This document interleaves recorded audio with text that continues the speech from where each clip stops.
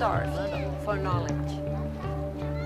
That was also blew me away. And they're so starved for structure, and they really want to do something.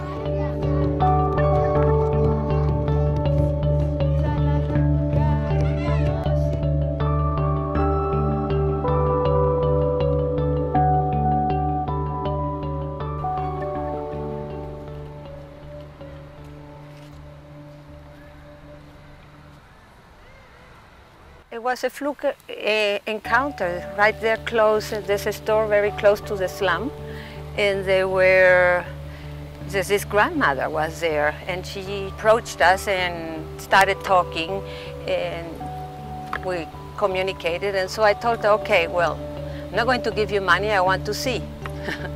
And she took us into the slum, and that is how, so Ted and I trotted along, and off we went into the slum, and lo and behold, everything she had said was true.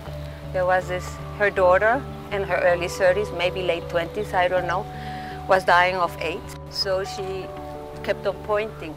So the grandmother, or her mother, which then later, was the grandmother of the baby, came in, and I asked her, and she said, no, it's her baby, she wants you to help the baby. But through them, that same day that we were in the slum, and we were taken to this little room, and there were about, I would say, 15 to 20 little toddlers. And immediately when we came in, they all stood up, and this man told them to sing for us, which they did. And then Ted asked, why are they so listless? So the guy said, well, we haven't been able to feed them about 2 days. So Ted just ran out and went and bought all the food he could find, and he came back with all this food. I guess that was the birth of it. That was the birth of the feeding program, and from there on, you get involved. You can't turn your back, and from there, it's where we are today.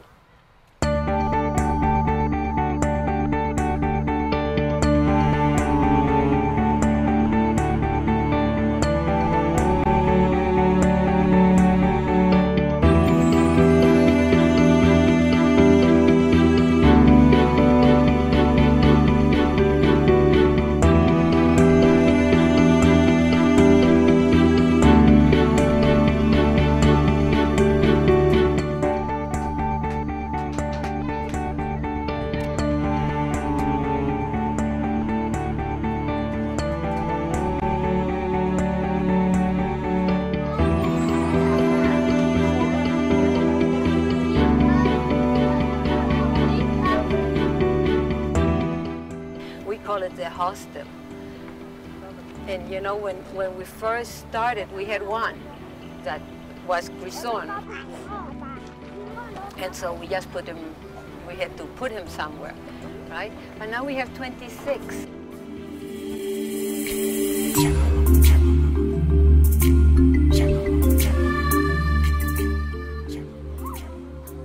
Gives them a good lunch, balanced with everything. The Insta, it's a balanced meal in a cup sort of thing, and pre-cooked.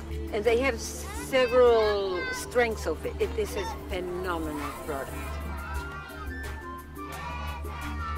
I brought in sweet potatoes, which they adore. They never had eaten sweet potatoes, but sweet potatoes are very, very nutritional food.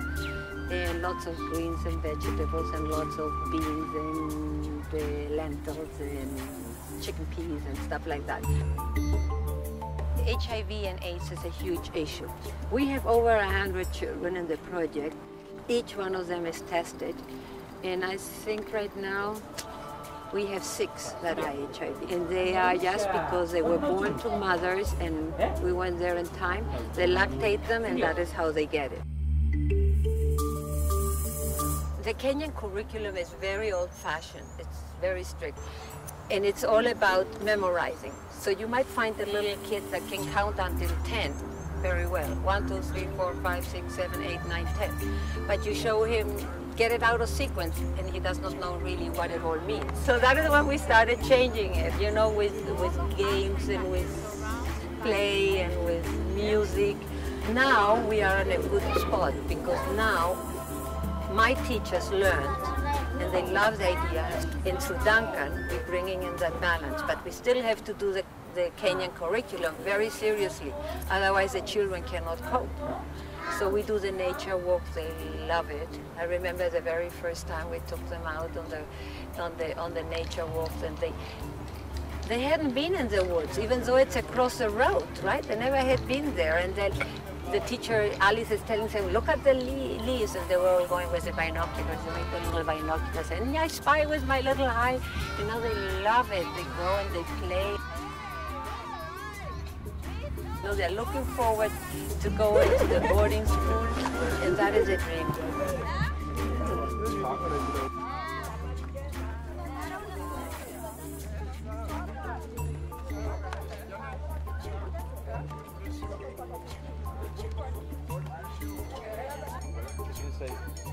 Off to Nembo. It's a girls' secondary boarding school where 2 of our AIDS orphans go to school. It's a parent-teacher interview. Yeah. And I'm the parent, I guess, that you need after Form 4. And I think we all agree now To them, that you're... They want to do it. I mean, they come from school at 5 o'clock and they come running, have their cup of Insta, and go into the extra tuition, because they're also behind, so we have extra tuition at night, right? But nobody's saying, oh, we are tired, we don't want to do this. They actually run in their free will at work until it's dark and they can't work anymore.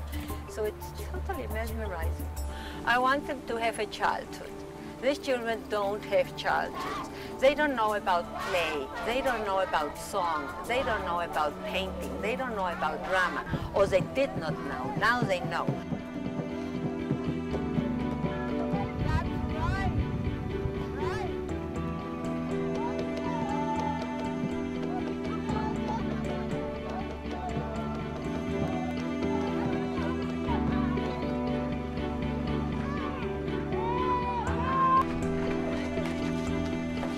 As the Scout troop now, which is our pride and joy, which, according to what I hear, is the first slum Scout troops in Nairobi that are now fully graduated Scouts, recognized international Scouts.